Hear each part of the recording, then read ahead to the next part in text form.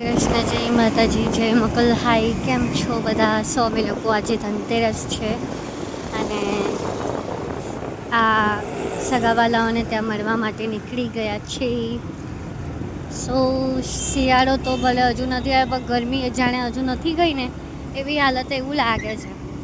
અને ખરેખર દિવાળી ગયા વર્ષે નથી લાગી, એના પાછલા વર્ષે બી નથી લાગી, પણ આ વખતે તો દિવાળી છે એવું લાગી રહ્યું છે.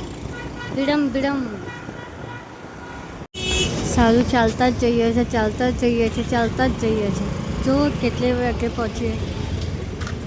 અને અમે લોકો સીમા કાકીના ઘરે આવી ગયા છે અને ગાડી બહાર મૂકવાનું થઈ ગયું, બિકોઝ આવતી નથી. અહીંયા સોસાયટીમાં નિયમ થઈ ગયો છે. નામ લખાવા જાય છે સખાજી. ટ્રાન્સફર કરી દીધા ને ₹1 રોકડો નહીં આવે. હા, પરફેક્ટ છે, એટલે મસ્ત સેટ થઈ ગયું. અને એનું નામ બહુ છે, સદગુરુ કરીને છે. બીજા ઘરે આવી ગયા છે દિવાળી માટે. આઈ થિંક આજ ઘર લાગે છે, પણ અમે ગયા વર્ષે આવ્યા હતા.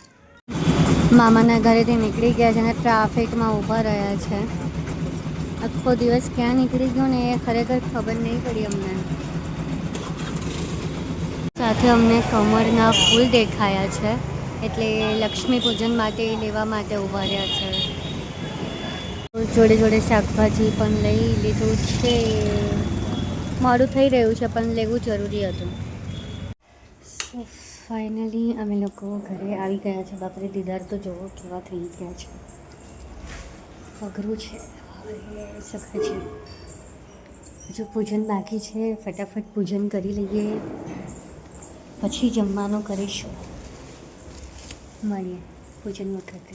જે બટાકા બાફી દીધા છે અને એ બફાઈ ગયા હોય ને એવું લાગે છે. હે ને બધો પાછા આ કે છે.